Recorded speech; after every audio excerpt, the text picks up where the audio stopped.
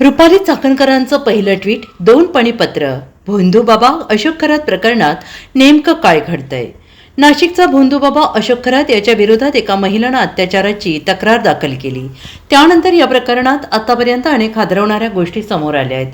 या भोंदू अशोक खरात याचे एक एक कारनामे समोर येत आहेत. दरम्यान महिला आयोगाच्या अध्यक्षा रुपाली चाकणकरांचे या भोंदूबाबासोबतचे काही फोटो समोर आले आहेत.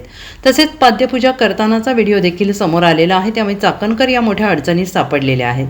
त्यांच्यावर टीका करण्यात येते आहे. सूत्रांनी दिलेल्या माहितीनुसार मुख्यमंत्री देवेंद्र फडणवीस यांनी चाकणकर यांचा राजीनामा द्यावा असं आदेश काढल्याची माहिती समोर येते. या पार्श्वभूमीवर आता रुपाली चाकणकर यांचं पहिलं ट्विट समोर येते. आज मुंबई येथे पोलीस महासंचालक सदानंद दाते यांची भेट घेऊन त्यांना राज्य महिला आयोगाच्या वतीनं पत्र दिलं.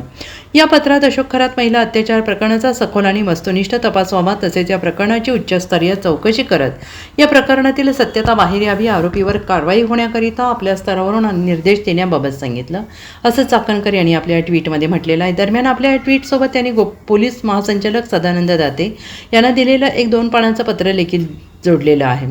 या पत्रामध्ये चाकणकर यांनी म्हटले की या प्रकरणाची सखोल आणि निष्पक्ष चौकशी करावी. आरोपीचे समाजातील विविध स्तरातील लोकांशी असलेले संबंध पाहता तपासावर कोणताही राजकीय किंवा बाह्य दबाव येणार नाही याची दक्षता घेऊन स्थापित आणि विशेष तपास पथक SITने निष्पक्षपातीपणाने तपास करावा. पीडितेचे संरक्षण सापडलेल्या 58 व्हिडिओंमधील पीडित महिलांची ओळख गुप्त ठेवून त्यांना तक्रार देण्यासाठी विश्वासात घेण्यात यावे आणि त्यांना आवश्यक पोलीस संरक्षण पुरवण्यात यावे आणि कठोर कायदेशीर कारवाई करावी. आरोपीने जर डिजिटल पुरावे ब्लॅकमेलिंगसाठी वापरले असेल तर त्यावर माहिती तंत्रज्ञान कायद्याअंतर्गत वाढीव कलमे लावून कडक कारवाई करण्यात यावी.